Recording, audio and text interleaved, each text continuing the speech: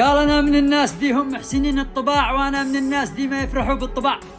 وأنا من الناس دي وقت الله شجاع، لو طرح الراس حاشا أو يقول افتجع، وأنا من الناس دي ما تشتغل بالخداع،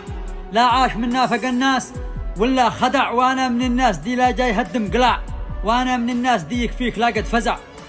قال وأنا من الناس دي لا جاي هدم قلاع، وأنا من الناس دي يكفيك لا قد فزع، وأنا من الناس دي ما عاش دنيا المتاع ولا الدنيا المذلة طول عمره خضع، وأنا من الناس دي ما قد سقط يوم قاع ولا شمخ مثل ما تلك الحيود ارتفع، وأنا من الناس دي عايش حياة الجياع لكن غني بالكرامة مش بكثرة السلع، جاوع والجوع شيمه من صفات السباع، غناي بالعز بين الناس والمجتمع، ما أنا كما البعض دي بالمال يمكن يباع، والأغنياء دي في شبعهم يضلوا جوع،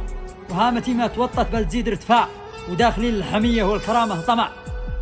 عايش كما الحيط شامخ ما توطيت قاع، ما بقبل الذل وراسي تقطع قطع، ما بقبل الذل وراسي تقطع قطع. وسلامتكم.